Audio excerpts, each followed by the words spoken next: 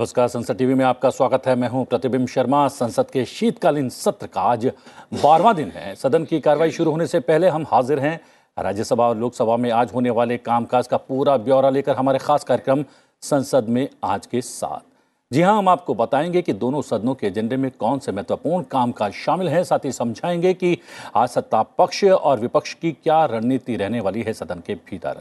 संसद के एजेंडे से जुड़ा हर अपडेट देने के लिए संसद भवन परिसर में मौजूद हैं हमारे संवाददाता अमरेंद्र गुप्ता, जो हमें लोकसभा से जुड़ा अपडेट देंगे, और सूरज मोहन झा, जो राज्यसभा से जुड़ा अपडेट हम तक पहुंचाने वाले हैं। स्टूडियो में हमारे साथ मौजूद हैं बीएसपी के लोकसभा सांसद मलूक नागर, साथ ही हमारे साथ जुड़े हुए हैं बीजेपी के एक अन्य सांसद विजय बघेल। आप दोनों का बहुत बहुत स्वागत है। अपने खास मेहमानों से खास चर्चा करेंगे, लेकिन सबसे पहले नजर डाल लेते हैं सुर्खियों पर। लोकसभा में आज एक विधेयक विचार और पारित किए जाने के लिए सूचीबद्ध। सदन में निरसन और संशोधन विधेयक 2022 पर होगा विचार। राज्यसभा की कार्यसूची में 3 विधेयक विचार और पारित किए जाने के लिए सूचीबद्ध। सभी विधेयक अनुसूचित जनजातियों की सूची में संशोधन से संबंधित।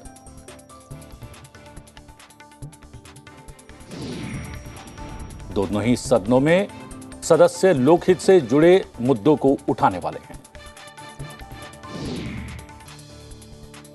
हम राज्यसभा और लोकसभा के आज के एजेंडे पर विस्तार से डालेंगे नजर और अपने मेहमानों से भी उस पर चर्चा करेंगे, लेकिन उससे पहले एक नजर दोनों सदनों में कल क्या कुछ हुआ उस पर डाल लेते हैं रीकैप के जरिए। शीतकालीन सत्र के 11वें दिन यानी कि बुधवार को लोकसभा में देश में मादक द्रव्यों के सेवन की समस्या पर नियम 193 के तहत चर्चा पूरी हुई।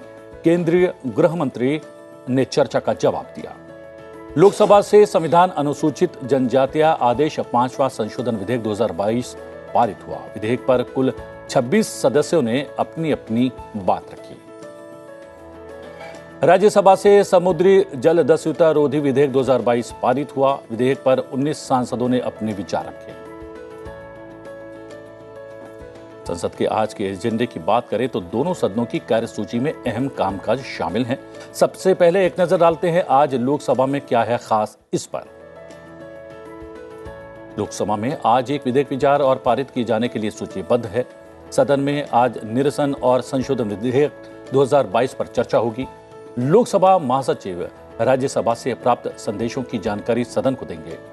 लोकसभा में आज दिवंगत सांसदों को श्रद्धांजलि भी दी जाएगी। संसदीय कार्य मंत्री प्रहलाद जोशी कार्य मंत्रणा समिति के 38वें प्रतिवेदन से संबंधित प्रस्ताव को सहमति के लिए पेश करेंगे। साथ ही सदन में प्रश्नकाल के दौरान अहम प्रश्न पूछे जाएंगे। विभिन्न अहम पत्र सभा पटल पर रखे जाना और नियम 377 के अधीन लोकहित के मुद्दों पर चर्चा होना भी सूचीबद्ध है। स्वास्थ्य और परिवार कल्याण मंत्री डॉक्टर मनसुख मांडविया मंत्रालय से संबंधित प्रश्न के उत्तर में शुद्धि से संबंधित वक्तव्य देंगे। आवासन और शहरी कार्य मंत्री हरदीप सिंह पुरी मंत्रालय से संबंधित अनुदानों की मांगों के बारे में बयान देने वाले हैं। स्वास्थ्य और परिवार कल्याण मंत्री डॉक्टर मनसुख मांडविया मंत्रालय से संबंधित अनुदानों की मांगों के बारे में बयान देंगे। लोकसभा में कई अहम संसदीय समितियों के प्रतिवेदन और विवरण भी पेश किए जाएंगे। सांसद राजेंद्र अग्रवाल सरकारी आश्वासनों संबंधी समिति के प्रतिवेदन, सांसद पी चौधरी विदेशी मामलों संबंधी स्थायी समिति का प्रतिवेदन, सांसद जयंत सिन्हा वित्त संबंधी स्थायी समिति का प्रतिवेदन, सांसद जसकौर मीणा रेल संबंधी स्थायी समिति का प्रतिवेदन, सांसद राकेश सिंह कोयला खान और इस्पात संबंधी स्थायी समिति का प्रतिवेदन और सांसद मलूक नागर कार्मिक लोक शिकायत और विधि और न्याय संबंधी स्थायी समिति के प्रतिवेदन पेश करने वाले हैं। सीधा रुख करते हैं अपने सहयोगी अमरेंद्र गुप्ता का। अमरेंद्र, कितना खास है आज 12वां दिन? प्रतिबिंब, संसद के शीतकालीन का आज 12वां दिन खासा अहम माना जा सकता है, क्योंकि सदन में कई कामकाज के जो है वो लिस्टेड है।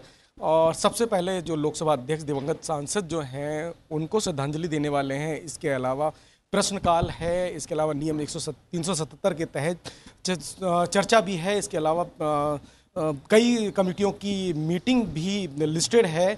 और कमिटियों के प्रतिवेदन भी हैं, और मैं आपको बता दूं कि एक अहम बिल भी शामिल है। लेकिन इससे पहले मैं लोकसभा से पहले आपको एक अपडेट कर देता हूं कि आज प्रधानमंत्री नरेंद्र मोदी संसद के बाहर करीब 2 बजे एक हाई लेवल मीटिंग करने वाले हैं। जिस तरह से पूरे देश में बल्कि दुनिया में कोविड के केसेस बढ़ रहे हैं और भारत में 4 केसेस आ चुके हैं, तो जिस तरह से सरकार ने पहले से ही पहले 2 कोविड काल में आपने देखा कि भारत ने कितनी सूझबूझ के साथ इसको टैकल किया, और जो अब 4 केस आ गए हैं तो प्रधानमंत्री नरेंद्र मोदी की अध्यक्षता में आज 2 बजे एक हाई लेवल मीटिंग है। स्वास्थ्य मंत्री ने भी कल इस पर बयान दिया है और सारे प्रोटोकॉल को इस पर रखा गया। ये तो संसद से इतर की बात थी। अब पार्लियामेंट के अंदर की बात करें तो 11वां दिन भी खासा अहम माना जा सकता है। प्रतिबिंब 11वें दिन सबसे अच्छी एक बात देखी गई कि नियम 193 के तहत जब चर्चा हो रही थी नशा मुक्त भारत को लेके, जिस तरह से एक कॉलिंग अटेंशन को 193 में परिवर्तित किया गया था, उसमें केंद्रीय गृह मंत्री अमित शाह ने साफ तौर पर कहा कि नशा को लेकर जीरो टॉलरेंस की नीति अपनाई जाएगी, इसमें किसी तरह की भी कोताही बर्दाश्त नहीं की जाएगी।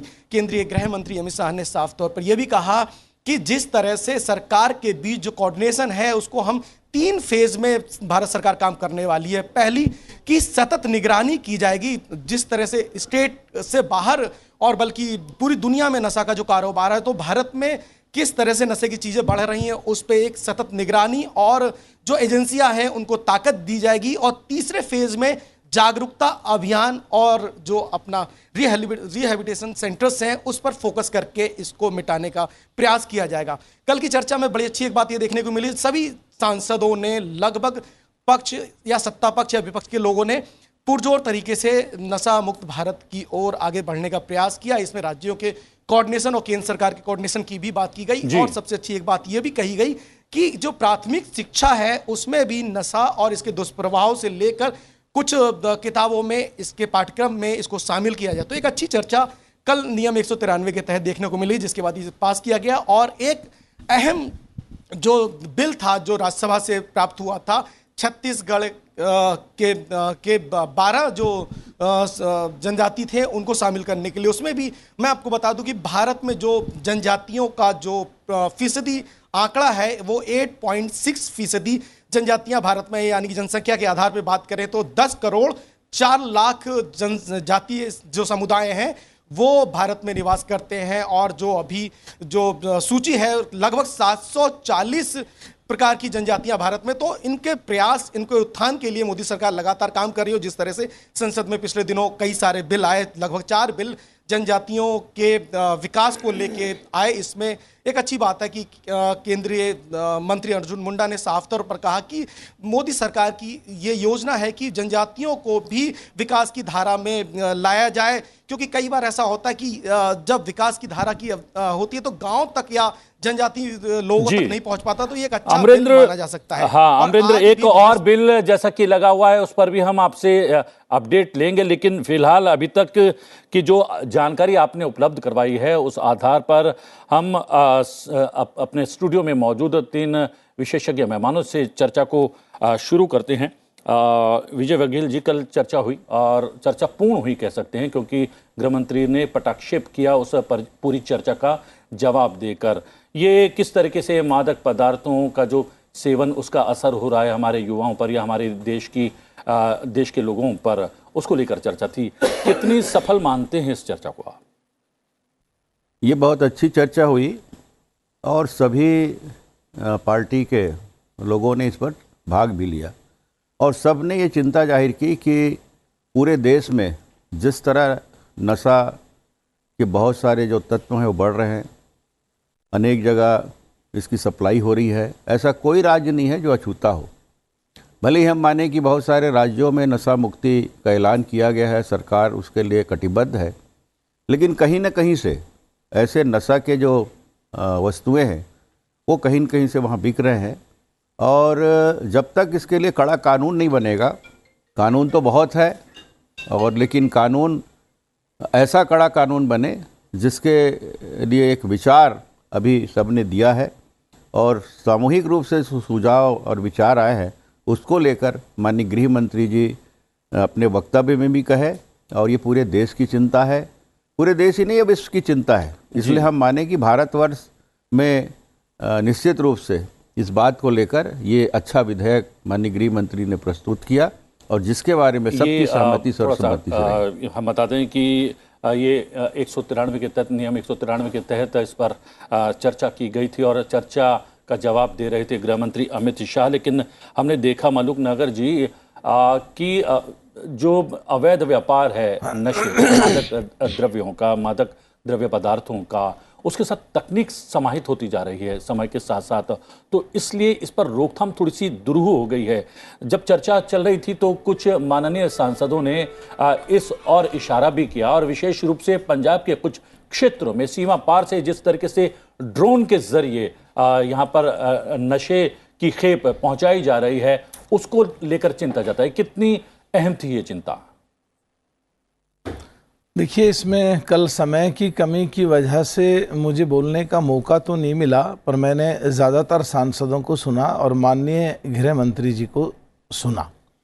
तो एक तो जो पूरा निचोड़ निकल करके आता है, वैसे तो देश के हर हिस्से में ये चीज़ बढ़ती जा रही है, पर खास करके 3 प्रदेशों में, एक तो पंजाब में और एक आजकल बिहार में जो नकली दारू बन करके सप्लाई हो रही है, उससे जो लोगों की मौत हो रही है, और ख़ास करके राजस्थान में जितना ज़्यादा ये नशे से संबंधित व्यापार चल रहा है, ये चिंता का विषय है। और इसमें सब लोग बिल्कुल तीनों स्टेट की तरफ देख रहे हैं। और जो कल माननीय गृह मंत्री जी के व्यक्तित्व से लगा, वो बिल्कुल एक साफ चीज़ दिखाई दी कि जो लोग नशा करते हैं, यंगस्टर्स, वो इतने गुनहगार नहीं है क्योंकि उनको मिसगाइड किया जाता है। तो उनको कैसे बचाया जाए उससे, और नशा मुक्ति केंद्र देश के हिस्सों में ज़्यादातर कैसे बढ़ा के उन्हें छुटकारा दिलाया जाए। और जो लोग इस कारोबार में हैं, जो डेलिबरेटली और इंटेंशनली इसमें लिप्त हैं और जो इस गंदगी भरी इस दुष्क्रम से कमाई करते हैं, उन पे शिकंजा कैसे लगे और ज़्यादातर टेक्निक, हाई टेक्निक को अडॉप्ट करते हुए कैसे ज़्यादातर लोगों को पकड़े हैं। और ख़ासकर देश की सीमाओं पे जो बीएसएफ जो फोर्स है और दूसरे फोर्सों को भी, जिनको पास पहले ताकत नहीं थी केस रजिस्टर्ड करने की, उनके पास अब ताकत आ गई है केस रजिस्टर्ड करने की। और मुझे पूर्ण उम्मीद है कि देश की रीढ़ की हड्डी, जो आने वाले समय में हमारा देश का जो भविष्य है, यंगस्टर्स अगर नशे में लग गए तो देश बिल्कुल ख़त्म हो जाएगा। और इस कानून की मदद से अगर उनको बचा लिया तो हमारा देश संसार के पैमाने पे उठ के आएगा। बहुत अच्छी चर्चा रही और बहुत ही अच्छा विधेयक था और सब लोगों ने ज़्यादातर इसका स्वागत किया था। बहुत ही अच्छी बात थी। जी सुनील मंडल जी, ये बीएसएफ को ताकत दी गई है और केस रजिस्टर कर सकती है बीएसएफ, ये तो बात ठीक है, लेकिन सीधे तौर पर ये विषय सरोकार रखता है राज्य सरकारों से भी, क्योंकि सुरक्षा जो है कहीं ना कहीं राज्य सरकारों का विषय होता है। तो उनकी भागीदारी, उनका सहयोग कितना महत्वपूर्ण है? हाँ, तो वो तो सही है। माने देखिए, बीएसएफ का वेस्ट बंगाल द बीएसएफ हमारा पार्लियामेंट का साइड भी है थोड़ा। इसमें देखिए अभी क्या किया सेंट्रल गवर्नमेंट, 50 किलोमीटर तक बॉर्डर सिक्योरिटी का अंडर में ले लिया। स्टेट का अंडर में 50 किलोमीटर के बाद जब बाहर का जो घुसपैठी जो घुसेगा, उसमें तो 50 किलोमीटर में लेना देना है। रिलेशन संबंध क्या है? हमको बंगाल में देखा, खुद बीएसएफ का जो ऑफिसर है वो भी इसके साथ लेना देना है, संपर्क है, वो अरेस्ट भी हो गया। देखिए, ऐसा नहीं होना चाहिए। युक्त राष्ट्रीय जो काठामो है, स्टेट गवर्नमेंट सेंट्रल गवर्नमेंट के साथ जो युक्त राष्ट्रीय काठामो है, वो मानना पड़ेगा। ओनली फॉर बीएसएफ नहीं है, इसके साथ स्टेट पुलिस को शामिल करके, बीएसएफ को साथ शामिल करके ये काम करना पड़ेगा। आज देखिए, जो निशाभांग जो हमारा साथी जो बोले बहुत अच्छा है। आप आपका हमारा मेरा भी इतना दिन इसी एमएलए एमपी होने का नाते हम आपको बता सकते हैं, कोई गवर्नमेंट का मर्जी है जी हम नशा भांग से आम आदमी को मुक्त करेगा तो आधा घंटा का मामला है, ज्यादा मामला नहीं है, आधा घंटा का मामला है। कोई निशा भांग करके किसी को गाड़ी से मार दिया, उसको जामीन थाना तक लेने जाने के बाद जामीन हो गया। आज कोई मर्डर के आसामी है, कोई किसी को मर्डर कर देते हैं, कोई देखता नहीं, वो साक्षी के ना होने का कारण उसको भी जामीन मिल जाता है। एक कैसा लॉ जो डायरेक्टली जो पकड़े, पुलिस डायरेक्टली जो पकड़े, और पुलिस किसी को मदद भी करते हैं, तुम ऐसा से ये करो, हमको परसेंटेज दे दो, ऐसा भी बहुत प्रमाण है। ऐसा नहीं होना चाहिए। जो गवर्नमेंट कंसर्न, और जो आप जो हमारे बीच में जो प्रश्न रखा, जो बीएसएफ का बॉर्डर साइड में, हर बॉर्डर साइड में आप देखिए कितना नेता लोग, पहले पुलिस छोड़ो, कितना नेता लोग इसका साथ जुड़ा हुआ है। नेता लोग के साथ पुलिस लोग के साथ ऐसे बहुत यानी कुछ आपका गड़बड़ कहना है। यह है कि सख्त कानून की आवश्यकता तो है ही, साथ ही साथ उसके सख्ती से क्रियान्वयन की भी आवश्यकता है, तभी कहीं ना कहीं कारगर हो सकता है। इसमें एक बात सुनिए, गवर्नमेंट का जो लॉ, वो जो है वो कठिनाई होना चाहिए। इसमें पुलिस हो, नेता हो, पब्लिक हो, जो हो, किसी को छोड़ना नहीं चाहिए। जी जी, चलिए हम बात मेरा यह है जी। अब राज्यसभा के एजेंडे की भी बात कर लेते हैं। आज राज्यसभा की बात करें तो राज्यसभा के एजेंडे में क्या कुछ खास रहने वाला है, उस पर नजर डाल लेते हैं। राज्यसभा में अगर आज की बात करें तो 3 विधेयक विचार और पारित किए जाने के लिए सूचीबद्ध हैं। संविधान अनुसूचित जनजातियां आदेश दूसरा, तीसरा और चौथा संशोधन विधेयक 2022 विचार और पारित किए जाने के लिए पेश किए जाएंगे। इसके साथ ही सदन में प्रश्नकाल के दौरान अहम प्रश्न पूछे जाएंगे। नियम 377 के अधीन सदस्य लोकहित से जुड़े मुद्दों को उठाएंगे और सभा पटल पर अहम पत्र भी रखे जाएंगे। पर्यटन राज्य मंत्री अजय भट्ट मंत्रालय से संबंधित अनुदानों की मांगों के बारे में वक्तव्य देंगे।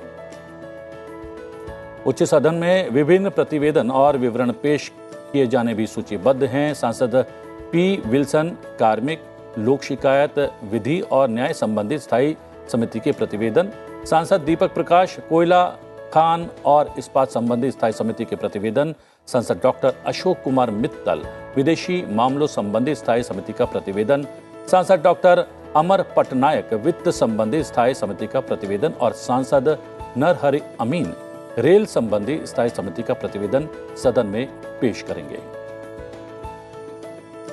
रुक करते हैं अपने सहयोगी सूरज मोहन झा का। सूरज, बहुत ही महत्व का दिन है आज, शीतकालीन सत्र का 12वां दिन राज्यसभा के लिए, क्या कुछ रहने वाला है खास? प्रतिबिंब, अगर हम इस शीतकालीन सत्र को देखें तो आज 12वां दिन है और राज्यसभा में अगर हम कामकाज के लिहाज से बात करें तो सुचारू रूप से प्रश्नकाल और विधायी कामकाज को निपटाया जा रहा है। कुछ गतिरोध होते हैं लेकिन उसके बावजूद हम देख रहे हैं विधायी कामकाज अच्छी तरह से निपट रहे हैं। अगर हम आज की बात करें प्रतिबिंब, तो आज मैं आपको सूचना देना चाहूँगा, कुछ सांसदों ने, कांग्रेस के नासिर हुसैन और नीरज डांगी के सहित कुछ सांसदों ने आज भारत और चीन सीमा विवाद को लेकर स्थगन प्रस्ताव के नोटिस दिए हुए हैं। उसके अलावा आम आदमी पार्टी के सांसद राघव चड्ढा ने जो कोरोना के मामले चीन में बेतहाशा बढ़ रहे हैं उसको लेकर आज स्थगन का नोटिस दिया है, उस पर चर्चा की जानी चाहिए। उनका सुझाव है कि चीन के साथ जो फ्लाइट आती हैं उसे तुरंत रोक देना चाहिए। हम देख रहे हैं चीन में इस समय कोरोना भयावह स्थिति में है और आज प्रधानमंत्री भी एक उच्च स्तरीय बैठक करने जा रहे हैं कोरोना की स्थिति को लेकर। तो ये कुछ नोटिस जो उच्च सदन में दिए गए हैं, सभापति को अब देखना होगा सभापति इस पर किसका निर्णय लेते हैं। अगर हम कामकाज के लिहाज से बात करें प्रतिबिंब, तो हमने कल देखा था, कल काफी महत्वपूर्ण कामकाज उच्च सदन में निपटाए गए, जिसमें विनियोग विधेयक संख्या 4 और 5 काफी महत्वपूर्ण था, जिसमें भारत की संचित निधि से 3,25,000 करोड़ रुपए के जो का अतिरिक्त व्यय भारत सरकार करने के लिए उसने कल जो है दोनों सदनों से सहमति ले ली है। यहाँ पर राज्यसभा में उस पर विचार हुआ और उसे दोबारा लोकसभा को लौटा दिया गया। यहाँ एक अच्छी चर्चा हमने इस विनियोग विधेयक, दोनों विनियोग विधेयक पर प्रतिबिंब सदन के अंदर देखा था। विपक्ष जिस तरह से आर्थिक मोर्चे पर चर्चा की मांग कर रहा था, तो उसे पूरा मौका मिला इन दोनों विनियोग विधेयक पर चर्चा में भाग लेने का। और पूर्व वित्त मंत्री पी चिदम्बरम ने इस चर्चा में भाग लेते हुए काफी जोरदार हमले सरकार पर किए थे। उन्होंने बताया था किसी भी देश के आर्थिक मोर्चे के लिए 4 चीजें काफी अहम होती हैं, जिसमें सरकारी खर्च होता है, निजी खर्च होता है, निजी निवेश और निर्यात। उन्होंने कहा कि सरकारी खर्चे के मामले में तो ये सरकार खूब खर्च कर रही है, लेकिन बाकी 3 पहिए जो अर्थव्यवस्था के हैं वो कमजोर पड़ गए हैं। निजी खर्चे में उन्होंने कहा कि महंगी गाड़ियां बिक रही हैं, लेकिन मध्यम वर्ग, मध्यम निम्न वर्ग की जो खर्चे की शक्ति है वो कम होती जा रही है, निजी निवेश कम होता जा रहा है और निर्यात के मामले में भी कमजोर पड़ रही है। राघव चड्ढा ने आम आदमी पार्टी के महंगाई की बात को उठाया था। उन्होंने कहा कि महंगाई काफी उच्च स्तर पर जा चुकी है। कल हमने उस पर देखा, इस चर्चा का जवाब निर्मला सीतारमण ने दिया था और उन्होंने बताया कि जो मुद्रास्फीति का मुख्य कारण है, महंगाई का जो मुख्य कारण है भारत में, वो अभी कंट्रोल है, लेकिन उसका उन्होंने बताया कि ईंधन और फर्टिलाइजर 2 मुख्य कारण हैं और उसका कारण कोई निजी या आंतरिक नहीं है बल्कि बाहरी है। जिस तरह से एक युद्ध की स्थिति पूरे 1 साल से बनी हुई है, इस वजह से ईंधन और फर्टिलाइजर की जो कीमतें हैं वो बढ़ी हैं और उसका प्रभाव भारत पर भी पड़ा है। लेकिन भारत में महंगाई को काबू करने के लिए काफी प्रयास किए गए हैं। जिस तरह से हमने देखा है, थोक जो महंगाई दर है वो काफी 5-6 महीने में काफी निचले स्तर पर आई है। खुदरा महंगाई दर भी काफी निचले दर पर आई है और उन्होंने मंदी की बात को नकारा है। उन्होंने कहा है कि भारत में मंदी का कोई असर नहीं है और इसकी तस्दीक जो है वो विश्व बैंक भी कर रहा है कि भारतीय अर्थव्यवस्था स्थिर है और मुकाबला करने को तैयार है। इसके अलावा हमने देखा था प्रतिबिंब की जो समुद्री दस्युता विधेयक जो लोकसभा से पारित हो गया था वो राज्यसभा में कल लाया गया, उस पर भी चर्चा हुई और उसे चर्चा के बाद, मंत्री के जवाब के बाद, विचार करने के बाद इसे पारित कर दिया गया, जिसमें काफी महत्वपूर्ण बातें की गई। जिसमें से गौर करने वाली बात थी कि हमारे जो मछुआरे समाज है, चाहे वो तमिलनाडु के मछुआरे हों या फिर गुजरात और महाराष्ट्र के मछुआरे हैं जो मछली पकड़ने के लिए समुद्र में जाते हैं, एक तरफ श्रीलंका और पाकिस्तान द्वारा उनको पकड़ लिया जाता है, तो उसका भी कल विदेश मंत्री ने जवाब दिया। उन्होंने कहा इस और भी भारत सरकार गंभीर है और कोई ना कोई कदम उठाने के लिए तैयार है। साथ में उन्होंने विधेयक की बातों को भी बताया कि आज के परिदृश्य में जो है वो समुद्री सीमाएं हमारी सही होनी चाहिए, उसके लिए विधेयक लाया गया है और उसमें कुछ सजा के प्रावधान भी किए गए हैं ताकि व्यापार करना सुगम हो और हमारी समुद्री सीमाएं भी सुरक्षित हों। जी, और एक विधेयक संभवतः आज भी जो है विचार और पारित करने के लिए सूचीबद्ध हैं, उसके लिए हम वापस आपके पास आएंगे, लेकिन अभी तक की जानकारी के लिए बहुत बहुत धन्यवाद। यहाँ पर हमारे सहयोगी ने बताया राज्यसभा के संदर्भ में, राज्यसभा से कोई माननीय सांसद आज मौजूद नहीं है, लेकिन विषय बहुत गंभीर है। गंभीर इसलिए भी हो जाता है कि चीन से संबंधित हैं दोनों मामले। एक मामला एलएसी पर टेंशन का है और दूसरा है कि जिस तरीके से कोरोना विस्फोट हुआ है चीन में, उसका असर भारत पर ना पड़े, इसके लिए क्या रोकथाम की जानी चाहिए। कल स्वास्थ्य मंत्री ने एक समीक्षा बैठक की। उन्होंने कहा डरने की कोई ज़रूरत नहीं है, लेकिन सावधानी बेहद आवश्यक है। आज प्रधानमंत्री एक विशेष बैठक करने वाले हैं इसी संदर्भ में और स्थगन नोटिस दिया जा रहा है राज्यसभा के भीतर कुछ माननीय सांसदों के द्वारा। कितना महत्वपूर्ण विषय हो गया है विजय जी, एक बार फिर से ये कोरोना वाला। नहीं, ये बहुत महत्वपूर्ण विषय है और जिस तरह हम पूरा विश्व में देख रहे हैं, खासकर चीन में जो स्थिति बनी है, ब्राज़ील में बनी है, ये बहुत चिंताजनक है। और पहले दौर के जो कोरोना में जो परिस्थितियाँ थी, चीन से ही होते हुए हमारे देश तक पहुँची, पूरे विश्व में फैला और कितना कोहराम मचा था। पहले हमारे विपक्ष लोग आरोप लगाया करते थे कि प्रधानमंत्री जी बहुत देर से निर्णय लिए, बहुत देर से लॉकडाउन किए। जब आज पहले से ही ये तैयारी चल रही है, पहले से ही जब इसमें सतर्क किया जा रहा है, जैसे माननीय राहुल गांधी जी के यात्रा पे सवाल उठाए ये लोग कि भाई जब भीड़ भरे जगह में जाना नहीं है तो ये कर्तव्य है कि इतने बड़े नेता को स्वयं माननीय स्वास्थ्य मंत्री जी उससे बात करें। उस पर भी ये लोग आरोप प्रत्यारोप कर रहे हैं और एक तरफ कह रहे हैं उसी के लिए स्थगन प्रस्ताव भी ला रहे हैं। तो ये जो है ये सामूहिक लड़ाई है और इसको बिना राजनीति द्वेष भाव से इसको मिलकर लड़ना है, जिस तरह पूर्व में मिलकर लड़े और माननीय प्रधानमंत्री जी के ही निर्णय के अनुसार और उनके जो समय समयबद्ध तरीके से मुख्यमंत्रियों से बात करते थे, मीटिंगें लेते थे, हफ्ते हफ्ते में मीटिंगें लेते थे और जनता को जागरूक कर रहे थे।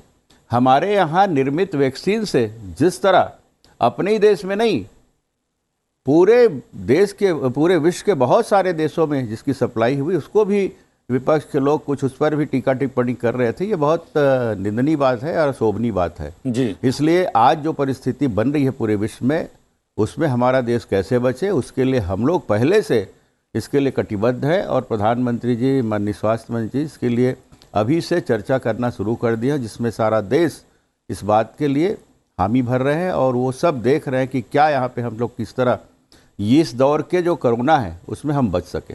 जी, दो बातें कही हैं यहाँ पर विजय जी ने, मनुक नगर जी। एक तो जो हमने कदम उठाए कोरोना की रोकथाम के लिए वो बड़े कारगर रहे। दूसरा, अगर ये विषय फिर से सामने आता है तो इससे मिलकर लड़ने की आवश्यकता है, इस पर राजनीति नहीं होनी चाहिए। कितना आप सहमत हैं उनके विचार से? देखिए, 100% सहमत हूँ। और पिछली बार भी जब लॉकडाउन लगा, पहले 22 मार्च और फिर 24 मार्च को कंपलसरी हो गया था, 12 मार्च को ये मुद्दा मैंने पार्लियामेंट में उठाया था। और आज किसी भी प्रोविज़न के तहत अगर मुझे मौका मिलेगा तो मैं दोबारा फिर उठाऊंगा। लेकिन हम इसकी सराहना करते हैं कि सरकार और माननीय प्रधानमंत्री बिल्कुल शुरुआत में ही आज मीटिंग ले रहे हैं और इसके बारे में जो भी ज़्यादा से ज़्यादा कारगर उपाय हैं उनको लागू करने की कोशिश करेंगे। लेकिन जो राज्यसभा में जिन लोगों ने स्थगन प्रस्ताव या लोकसभा में आज लाए हैं इस पे चर्चा करने के लिए, तो कोरोना पे भी चर्चा होनी चाहिए और ताकि इसकी रोकथाम बढ़िया तरीके से करी जाए और पिछली बार की तरह हालात ना हो जाएं। और देश की बाउंड्री पे जो चीन से संबंधित, इस पे भी पार्लियामेंट में दोनों सदनों में चर्चा होनी चाहिए। वैसे मुझे ये लगता है कि जो पिछले दोनों और तीनों लहर कोरोना की आई, और देश की सरकार ने जिस तरीके से और हमारे देश के जो साइंटिस्ट जिन्होंने वैक्सीन बनाई, जिस तरीके से उस पर काबू पाया और जितना हमारे लोग देश के काम करते हैं, बहुत कम असर हमारे देश में होगा।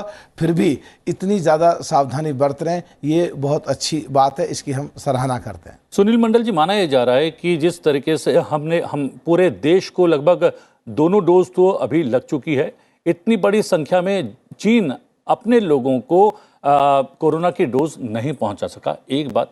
और दूसरा, उसका वैक्सीन इतना कारगर नहीं रहा जितना भारत का स्वदेशी वैक्सीन कारगर रहा। इस मोर्चे पर क्या सरकार को आप बधाई देना चाहेंगे? और दूसरा, आपको लगता है कि एक बार फिर से इस विषय को सदन के भीतर किसी भी नियम के तहत चर्चा के लिए सामने लाना चाहिए? जरूर। सरकार, देखो, ये तो सही है जो स्टेट गवर्नमेंट सेंट्रल गवर्नमेंट एक ही साथ मिलजुल करके काम करना। और चीन का बारे में क्या बोलो, चीन तो माने इंडिया के साथ अंदर बाहर दोनों के गड़बड़ के लिए तैयार है। वो उसी पर उसका ध्यान है, उसको डेवलपमेंट का ध्यान नहीं है। वो कोविड का कारण से उसको ध्यान नहीं, उसको ध्यान है कैसा भारत को हर साइड से उसका कब्जा करे, भारत को कैसे प्रॉब्लम में फेस करे।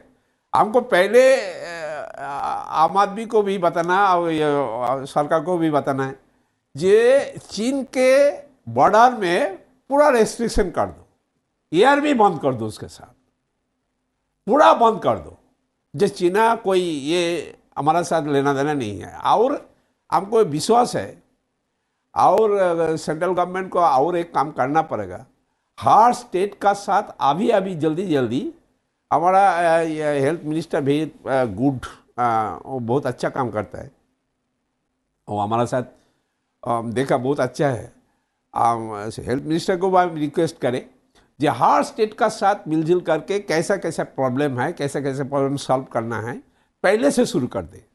हमको विश्वास 100% विश्वास है इंडिया में कोरोना का खतरनाक नहीं हो सकता। जी, लेकिन मनुक जी, यहाँ पर एक जो बात यहाँ पर सुनील जी ने कही है, हमारा आम आदमी का भी बहुत महत्व की है ये, और माननीय सांसदों ने भी इस विषय को उठाया है कि जैसा कि स्थगन प्रस्ताव की बात है उसमें भी शायद इस बिंदु को इंगित किया गया है कि जो एयरवेज ट्रैफिक है उसको भी कहीं ना कहीं रोक देना चाहिए।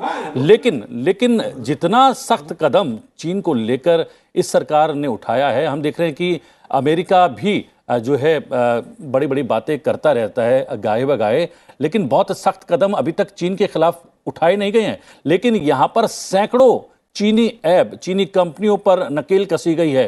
केवल भारत ने ही ये सामर्थ्य दिखाया है, हौसला दिखाया है। आप इस बात को तो मानेंगे? हाँ जरूर जी। नहीं, मलूक जी से पूछते हैं। नहीं, ये बात सुनिए ना, ये तो मेरे से पूछना है अभी। ओ अच्छा। जी, मैं आपकी बात से सहमत हूं और सरकार ने पूरे वर्ल्ड में जितने दूसरे लोग हैं उनसे ज़्यादा हटके हमारे देश की सरकार ने पाबंदियां लगाई हैं, बट अभी इससे भी ज़्यादा की ज़रूरत है।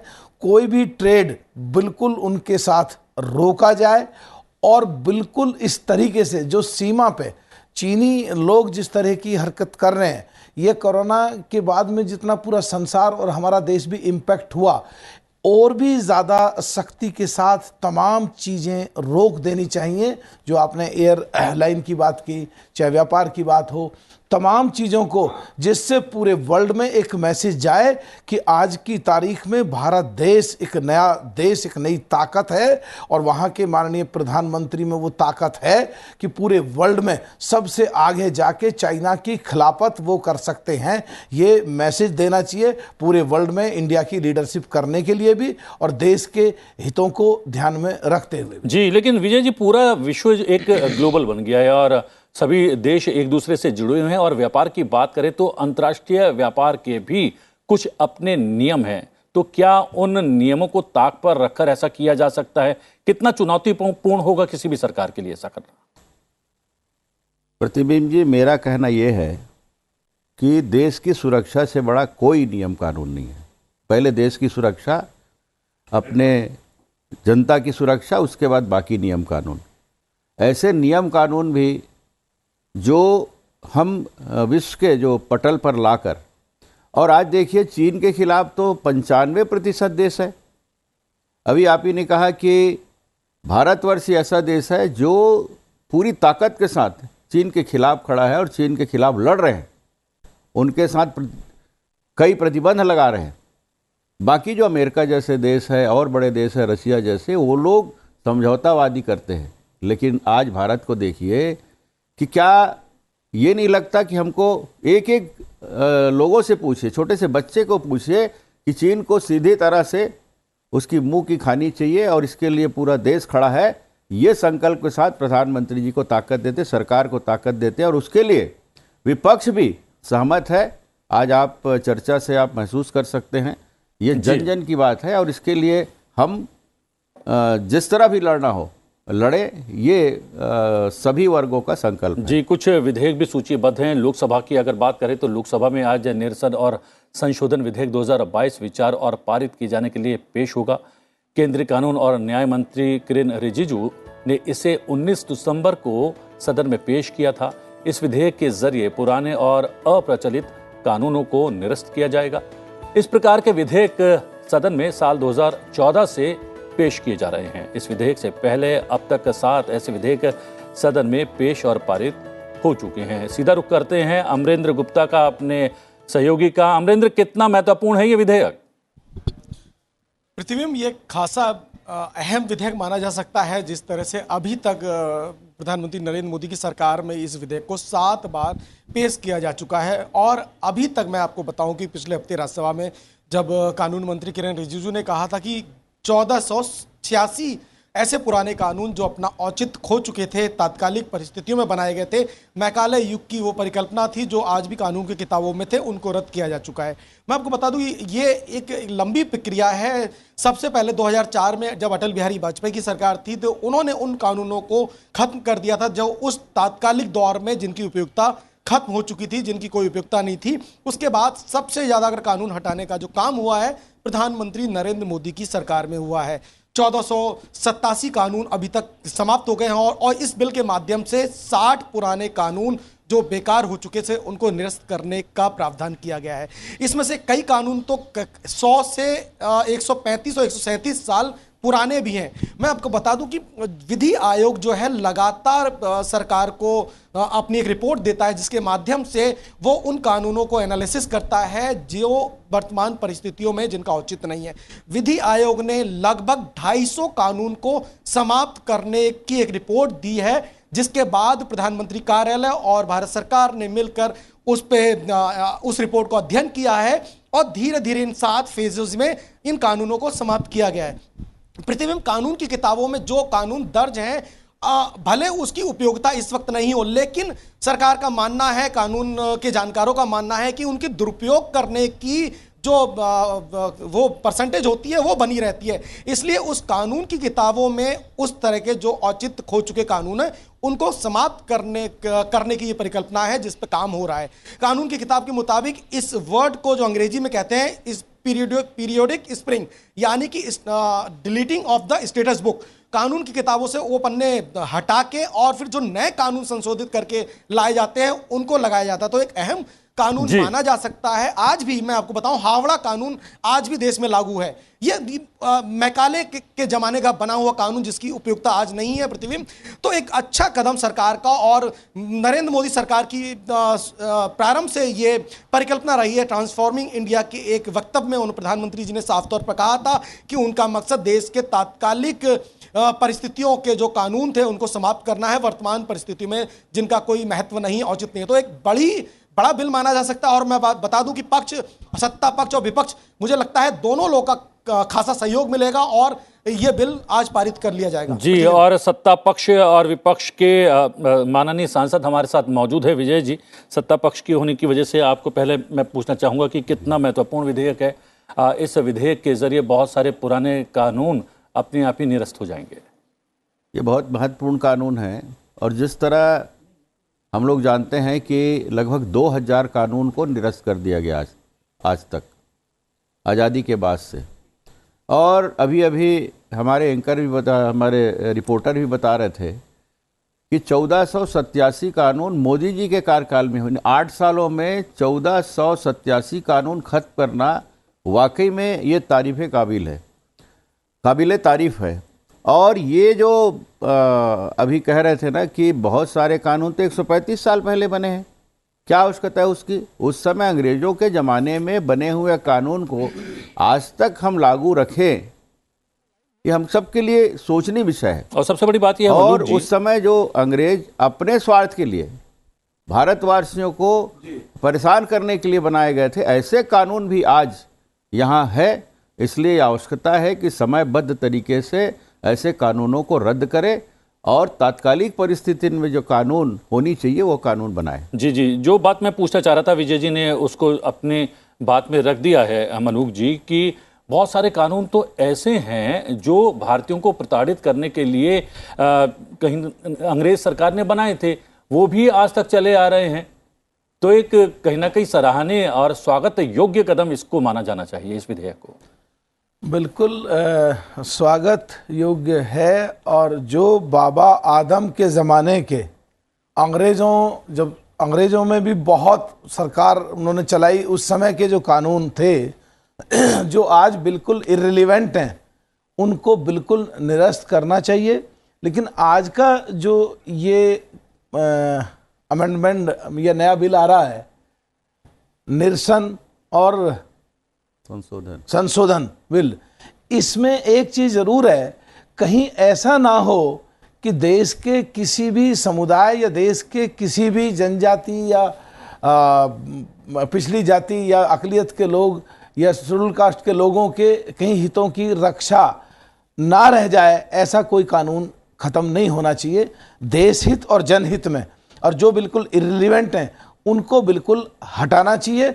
और ये जो करीब 1700-1500 के करीब जो निरस्त करें हैं, ये बिल्कुल अगर बेकार थे तो बहुत अच्छी बात है। और अमेंडमेंट भी इतने ज़्यादा करें हैं जो 2500 से ज़्यादा हैं, लेकिन उसमें जो सरकारी जो पूरा जुडिशरी सिस्टम है, जो बिल्डिंग्स हैं, जो स्टाफ हैं कोर्ट के, उनको भी साथ के साथ बढ़ाते रहना चाहिए, जिससे कि उधर दबाव ना आए। क्योंकि आज मैं DOPT and law and justice की कमेटी की जो रिपोर्ट है वो संसद में पेश करूंगा और वहाँ पे बढ़िया तरीके से सरकार काम कर रही है और हर तीसरे चौथे दिन हमारी मीटिंग होती रहती है स्टैंडिंग कमेटी की, और स्टैंडिंग कमेटी में 31 लोग बहुत डिटेल में वर्किंग करके रिपोर्ट देते हैं और उसी से संबंधित आज ये जो हमारा जो बिल आ रहा है उसी से संबंधित है।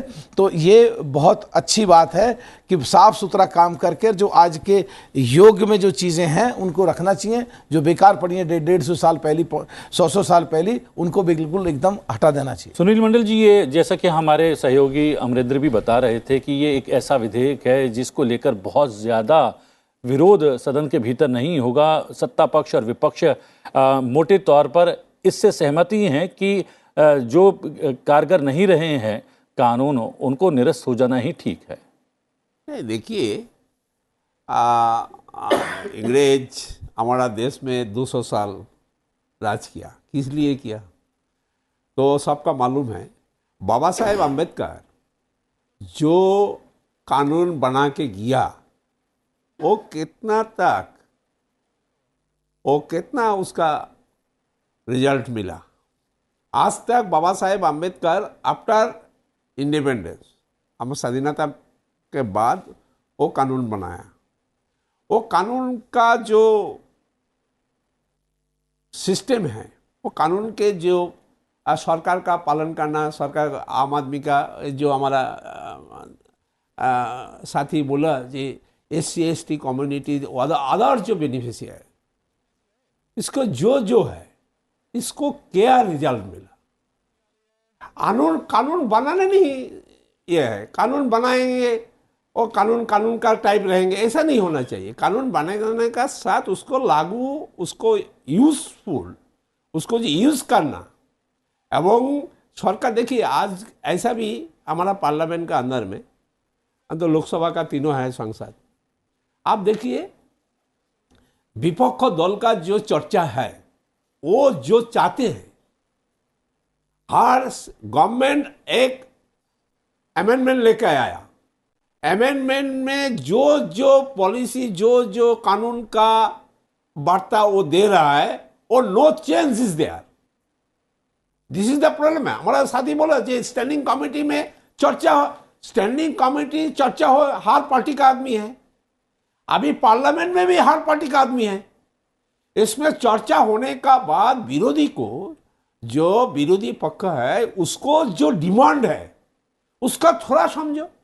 गवर्नमेंट का तरफ से करे, आम सरकार में है, हमारा गवर्नमेंट है, आम जो बनाएंगे वो सबको मानना पड़ेगा। लेकिन तो ये ब्रिटिश राज का टाइप हो गया। लेकिन ये तो सही बात है ना सुनील जी, एक ये आप समझिए। जी समय समाप्त हो रहा है, आप ही को जाना है सदन के भीतर, तो इसलिए एक राज्यसभा की भी हम बात कर लेंगे। वो क्या हो, विपक्ष का जो हर आदमी, हमारा जो साथी लोग जो बोले उसको थोड़ा ध्यान सरकार को देना है जी। लेकिन नियम है, अलग अलग नियम है, चर्चा के अलग अलग नियम है, उसके no for parliament state government का साथ भी ऐसा चर्चा होना चाहिए जी। लेकिन सदन की अपनी मर्यादा होती है, सदन में अपने नियम होते हैं, उन नियमों के तहत सदन के भीतर चर्चा होती है। और जब विधेयक लाते हैं, सत्ता पक्ष की तरफ से कोई विधेयक लाया जाता है तो उस पर भी चर्चा होती है, उसी के बाद वो विधेयक पारित हो पाता है। राज्यसभा की बात करें तो राज्यसभा में आज संविधान अनुसूचित जनजातियां आदेश दूसरा संशोधन विधेयक 2022, संविधान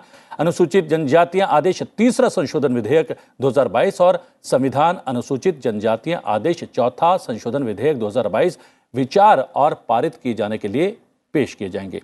दूसरे संशोधन विधेयक के माध्यम से तमिलनाडु राज्य के संदर्भ में अनुसूचित जनजातियों की सूची को संशोधित किया जाना है। तीसरे संशोधन की बात करें तो तीसरे संशोधन विधेयक के माध्यम से हिमाचल प्रदेश के संदर्भ में अनुसूचित जनजातियों की सूची को संशोधित किया जाना है और चौथे संशोधन विधेयक के माध्यम से कर्नाटक राज्य के संदर्भ में अनुसूचित जनजातियों की सूची को संशोधित किया जाना है। इसके लिए संविधान अनुसूचित जनजातियां आदेश 1950 में संशोधन किए जाने पर विचार किया जाएगा। इस विधेयक को सदन में, इन विधेयकों की अगर बात करें तो सदन में केंद्रीय मंत्री अर्जुन मुंडा विचार किए जाने के लिए पेश करने वाले हैं। सूरज, एक छोटी सी टिप्पणी इन विधेयकों को लेकर कितने महत्वपूर्ण है, क्योंकि बात पहले आ चुकी है कि कुछ सांसद ये भी कह रहे थे कि अगर एक साथ ही आ जाते तो बेहतर रहता। प्रतिबिंब काफी महत्वपूर्ण विधेयक हैं। कुछ जातियां जो सामाजिक तौर पर पिछड़ी हुई हैं और अनुसूचित जनजाति की लिस्ट में आने से बाकी रह गई थी, उन जातियों को राज्यवार तरीके से लाया गया है और एक एक करके लाया जा रहा है। चूंकि संविधान संशोधन विधेयक है, ऐसे में इनकी कोई एक संवैधानिक बाध्यता है। हमने लोकसभा में ये तीनों विधेयक प्रतिबिंब पारित हो चुके हैं और वहां की भी चर्चा में हमने देखा था कि विपक्ष के कुछ सांसदों ने सरकार को सलाह दी थी कि एक साथ ही इन विधेयकों को लाना चाहिए, लेकिन सरकार की तरफ से चूंकि संवैधानिक मजबूरी है इसलिए बार बार लाया जा रहा है। जहां तक इन जातियों को जनजातीय श्रेणी में जोड़ने की बात है तो जनजातीय मंत्री अर्जुन मुंडा पहले भी बोल चुके हैं कि एक एक जाति जो कि सामाजिक तौर पर पिछड़ी हुई है उनको हम चुन चुन कर श्रेणी में ला रहे हैं ताकि कोई भी समाज के मुख्य धारा में जुड़ने से ना रह जाए। वहीं हम देख रहे हैं कि विपक्ष के सांसद हो या अन्य राजनीतिक दलों के जो सांसद हैं अलग अलग राज्यों के, वो भी अपने क्षेत्र के कुछ जातियों की जो कि पिछड़ी हुई हैं उनको भी जनजाति में श्रेणी में जोड़ने की बात कर रही है। तो आज उच्च सदन में ये तीनों विधेयक संभवतः आने चाहिए और इस पे एक अल्प चर्चा होकर ये तीनों विधेयक आज पारित हो जाने चाहिए। जी, बहुत बहुत धन्यवाद इस विधेयक के बारे में जानकारी उपलब्ध करवाने के लिए और सदन के भीतर यानी कि राज्यसभा में क्या कुछ खास रहने वाला है उस पर प्रकाश डालने के लिए आपका भी धन्यवाद। और धन्यवाद अमरेंद्र गुप्ता, लोकसभा का अपडेट देने के लिए। तीनों माननीय सांसदों को सदन की कार्यवाही में सम्मिलित होने के लिए जाना होगा। सुनील मंडल जी आपका, मरूक नागर जी आपका और विजय वाकिल जी आप तीनों का बहुत बहुत धन्यवाद। लोकसभा की आज बात करें तो लोकसभा में आज प्रश्नकाल के दौरान नागर विमानन, आवासन और शहरी कार्य, जल शक्ति, सूक्ष्म लघु और मध्यम उद्यम, अल्पसंख्यक कार्य, नवीन और नवीकरणीय ऊर्जा और सड़क परिवहन मंत्रालय से प्रश्न पूछे जाएंगे। सांसद सुधीर गुप्ता सड़क परिवहन और राजमार्ग मंत्रालय से राष्ट्रीय राजमार्गों के निर्माण से संबंधित प्रश्न पूछेंगे। सांसद प्रताप राव जाधव नागर विमानन मंत्रालय से डिजी यात्रा सुविधा से जुड़ा सवाल पूछने वाले हैं। सांसद डॉक्टर वीरास्वामी कलानिधि सूक्ष्म लघु और मध्यम उद्यम मंत्रालय से औद्योगिक विनिर्माण क्षेत्र में एमएसएमई को प्रोत्साहन दिए जाने से संबंधित प्रश्न पूछेंगे। सांसद रमा देवी सड़क परिवहन और राजमार्ग मंत्रालय से राज्य राजमार्गों को राष्ट्रीय राजमार्ग बनाने से जुड़ा सवाल पूछेंगी। सांसद प्रोफेसर सौगत रॉय नागर विमानन मंत्रालय से हवाई अड्डों के निजीकरण से संबंधित प्रश्न पूछेंगे। सांसद विनोद चावड़ा सड़क परिवहन और राजमार्ग मंत्रालय से राष्ट्रीय राजमार्गों के रखरखाव से जुड़ा प्रश्न पूछेंगे। सांसद भर्तहरि मेहताब नागर विमानन मंत्रालय से विमान प्रचालन संबंधी मानदंड से संबंधित प्रश्न पूछने वाले हैं। सांसद चंद्र प्रकाश चौधरी आवासन और शहरी कार्य मंत्रालय से AMRUT यानी कि अमृत योजना के तहत धनराशि साझा किए जाने से जुड़ा सवाल पूछने वाले हैं। सांसद विजय कुमार हांसदा सड़क परिवहन और राजमार्ग मंत्रालय से CRIF से वित्तीय सहायता दिए जाने से संबंधित प्रश्न पूछेंगे। सांसद दुर्गा दास उइके नवीन और नवीकरणीय ऊर्जा मंत्रालय से सोलर पार्कों की स्थापना से जुड़ा सवाल पूछेंगे। सांसद प्रतिमा मंडल आवासन और शहरी कार्य मंत्रालय से मलिन बस्तियों में नागरिक सुविधाओं से जुड़ा प्रश्न पूछने वाले हैं। सांसद सैयद इम्तियाज जलील अल्पसंख्यक कार्य मंत्रालय से अल्पसंख्यक विद्यार्थियों को छात्रवृत्ति दिए जाने से संबंधित सवाल पूछेंगे।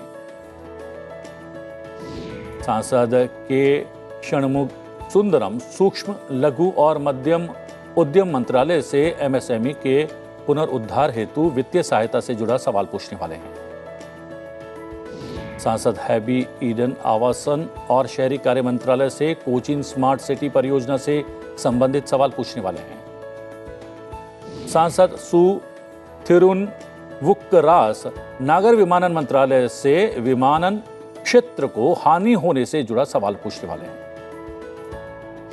सांसद बेहनन बेन्नी सड़क परिवहन और राजमार्ग मंत्रालय से राष्ट्रीय राजमार्गों पर पुलों की सुरक्षा से संबंधित प्रश्न करने वाले हैं। सांसद बालूभाऊ उर्फ सुरेश नारायण धानरेकर सूक्ष्म लघु और मध्यम उद्यम मंत्रालय से सूक्ष्म लघु और मध्यम उद्यम क्षेत्र का उत्पादन और निर्यात में योगदान से जुड़ा सवाल पूछेंगे। सांसद सुधाकर तुकाराम श्रृंगारे जल शक्ति मंत्रालय से NRDWP के अंतर्गत धनराशि के आवंटन से जुड़ा सवाल पूछने वाले हैं। सांसद राहुल रमेश शिवालय सूक्ष्म लघु और मध्यम उद्यम मंत्रालय से MSME क्षेत्र के GDP में योगदान से संबंधित प्रश्न करेंगे। सांसद अनिल फिरोजिया आवासन और शहरी कार्य मंत्रालय से शहरीकरण कार्यक्रम से जुड़ा सवाल पूछने वाले हैं। राज्यसभा में आज प्रधानमंत्री परमाणु ऊर्जा, संस्कृति, पृथ्वी विज्ञान, पर्यावरण, वन और जलवायु परिवर्तन, सूचना और प्रसारण, श्रम और रोजगार, विधि और न्याय, कार्मिक, लोक शिकायत और पेंशन, पर्यटन और युवा कार्यक्रम और खेल मंत्रालय से प्रश्न पूछे जाएंगे। सांसद राजीव शुक्ला संस्कृति मंत्रालय से छत्तीसगढ़ में धरोहर स्थल से संबंधित सवाल करने वाले हैं।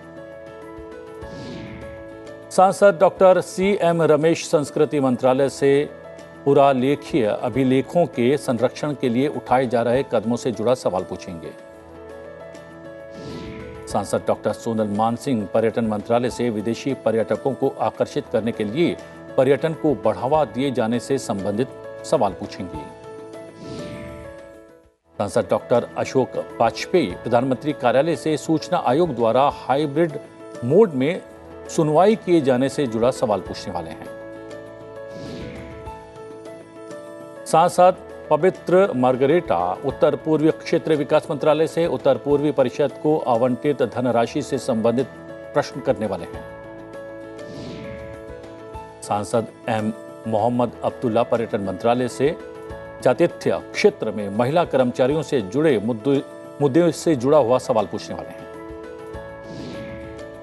सांसद बिनोय बिस्वम पर्यावरण, वन और जलवायु परिवर्तन मंत्रालय से पर्यावरण संरक्षण अधिनियम में प्रस्तावित संशोधन से संबंधित प्रश्न पूछेंगे। सांसद डेरेक ओब्रायन सूचना और प्रसारण मंत्रालय से टेलीविजन चैनल्स के लिए अप लिंकिंग और डाउन लिंकिंग के लिए दिशा निर्देश से जुड़ा सवाल पूछने वाले हैं।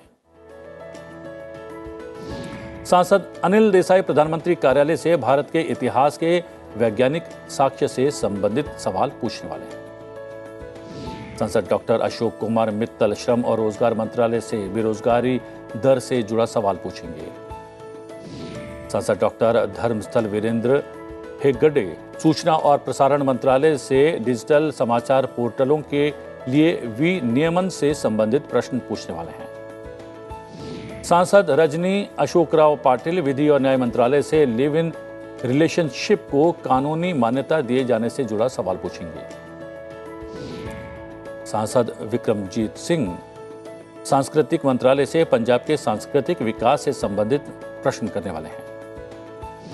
सांसद नरेश बंसल पर्यावरण, वन और जलवायु परिवर्तन मंत्रालय से उत्तराखंड में जंगली जानवरों द्वारा हमले किए जाने से जुड़ा सवाल पूछेंगे। सांसद कनक मेतला रविंद्र कुमार पर्यटन मंत्रालय से आंध्र प्रदेश को प्रसाद योजना के अंतर्गत जारी की गई निधि से संबंधित प्रश्न पूछेंगे। फिलहाल संसद में आज में इतना ही। अब से कुछ देर में लोकसभा और राज्यसभा की कार्रवाई शुरू होने जा रही है। संसद टीवी लोकसभा पर आप लोकसभा और संसद टीवी राज्यसभा पर आप राज्यसभा की कार्रवाई का सीधा प्रसारण देख सकते हैं। तो बने रहिए संसद टीवी के साथ। मुझे आज्ञा दीजिए। नमस्कार।